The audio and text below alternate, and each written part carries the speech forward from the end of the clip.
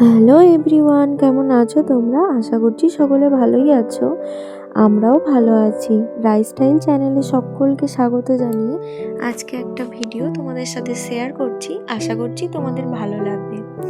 আগের দিনে যে বলেছিলাম যে আমি এখন থেকে রোজ ভিডিও দেব বা চেষ্টা করব, তো জানি না কতটা পারছি, তো চেষ্টা করলাম আজকেও। আশা করছি তোমাদের ভালো লাগবে। যদি ভালো লেগে থাকে অবশ্যই একটা লাইক করে দিও আর কমেন্ট করো, কিন্তু তোমাদের একটা কমেন্ট কিন্তু অনেকটা অনুপ্রেরণা দেয়।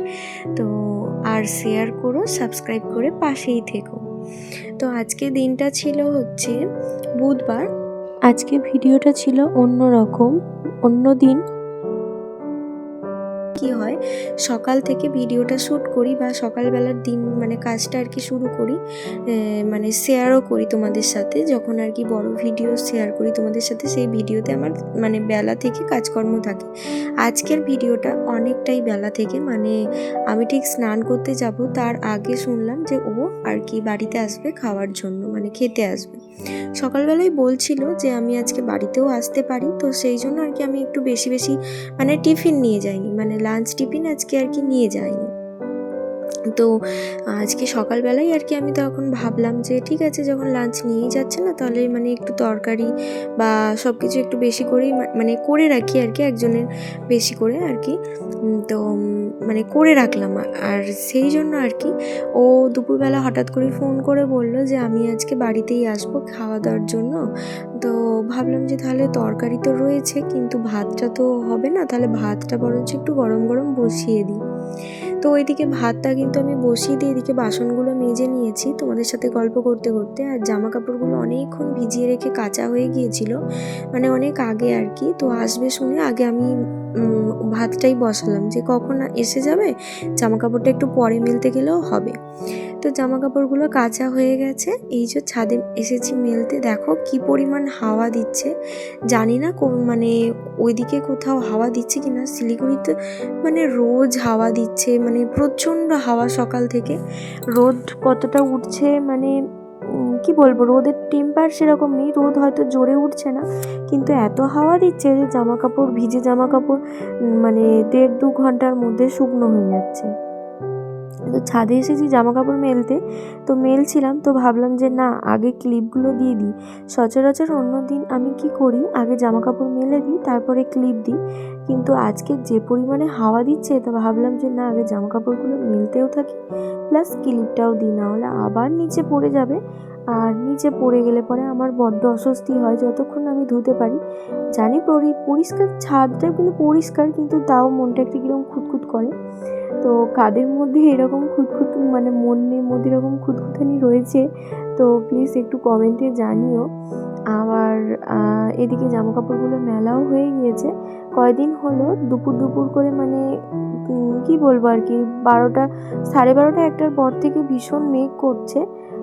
রোদের মানে আর কি সেরকম জোরই নেই। তো এই যে মেলা হয়ে গেছে জামা কাপড়গুলো। আগের দিনে যে গাছগুলো দেখিয়েছিলাম, যে বললাম না যে গাছগুলো নতুন বসিয়েছে দাদা আর কি, মানে আমাদের দাদা আর কি বসিয়েছে, তো সেই গাছগুলোতে ফুল হয়েছিল দেখিয়েছিলাম। তো ওই দিকের ফুলটায় দেখো কত সুন্দর কালার। আর এই যে জামা কাপড় মেলে নিচে এসেছি স্নান করতে যাব, আর দেখি নাকি এখানে পাকা বুড়ি, মানে আস্থা বুড়ি, ওর নাম হচ্ছে আস্থা। তো ওর সাথেই কিন্তু আমার শিলিগুড়িতে এসে ফার্স্ট টাইম মানে আর কি আলাপ হয়েছিল, মানে প্রথম আলাপ বলতে পারো ওর সাথে, এখানকার মানুষ মানে স্থায়ী বাসিন্দার মধ্যে আর কি। তো বলতে বলতে আমার সেই দিনের কথা মনে পড়ে যাচ্ছে। তখনও অনেকটা ছোট, প্রায় 8-9 মাস বয়স হবে হয়তো। তো ফার্স্ট টাইম ও আমাকে দেখে প্রচণ্ড হাসছিল। তো সেই থেকেই আর কি ওর সঙ্গে আমার কথা রোজ দিন হতো। তো এই যে দেখো এখানে দুজন মিলে খুব বদমাইশি করছে, ঝগড়া করছে, যে এ বলছে আমি এই গাড়িতে বসবো, ও বলছে আমি ওই গাড়িতে বসবো। কীরকম বুদ্ধি এখনকার বাচ্চাদের। ও যেমনি মানে ওখানে গিয়ে বলল যে আমার এই খেলাটা ভেঙে গেছে, আস্থা করে কী করছে যে মানে ও উঠে আসছিল গাড়ি থেকে, যে আমি কি হয়েছে দেখবো, ব্যাপারটা দেখতে গিয়ে আবার কি মন গেছে, চলে আসলো বলতে ওখান থেকে মানে ভাবছে কি আবার যদি এসে আমার গাড়িটা দখল করে নেয়। চলে এসে আবার সেকেন্ড টাইম যখন গেল, ওই আবির আর কি আবার এসে গাড়িতে বসলো। তারপরে ওই যে ও এসে যেহেতু আবার গাড়িটা মানে দখল করে নিয়েছে, তো তাই জন্য আর কি আবিরের একটু রাগ হয়ে গেছে। তো সেই নিয়ে আর কি দুজনের মধ্যে কথা কাটাকাটি চলছে। ওদিকে আঙ্কেল আর আমি এখান থেকে দুজনেই বোঝানোর চেষ্টা করছি, কিন্তু দুজনের মধ্যে কেউই বুঝছে না। তো বাচ্চারা যা হয় আর কি, দুজনের ওই একটা গাড়িই লাগবে। তো যাই হোক, তারপরে আর কি দুজনের ঝামেলা অনেক কষ্টে মেটানো হয়েছে। মানে আমি এদিক থেকে বুঝিয়ে আর আঙ্কেলও ওখান থেকে বুঝিয়ে দুজনের মধ্যে মেটানো হয়েছে। তারপরে আর কি দুজনে খেলা শুরু করে দিয়েছে আবারও। তো তারপরে আমার সঙ্গে একটু গল্প করলো, যেটা ওর রোজ দিনই আমার সাথে মানে আর কি হয় কথা কথা গল্প।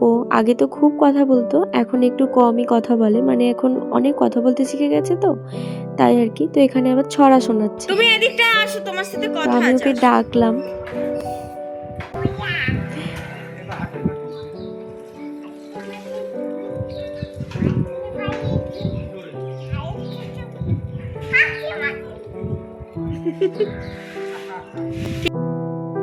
তারপর আর কি ওর ছড়া শোনা হয়ে যাওয়ার পর, ওর সাথে গল্প করার পর আমি ওদিকে স্নান করে রেডি হয়ে নিয়েছি গোপালকে সেবা দিব বলে। তো এখানে গোপালকে সেবা দিতে বসেও গিয়েছি। তো আস্তে আস্তে পুজোটা করে নিই। তো আর একটা কথা, আস্থা বুড়ি কিন্তু আবার আমার ভিডিও দেখে, মানে আমার পুজো দেওয়ার কাজের ভিডিও ও দেখে, ওর নাকি ভালো লাগে।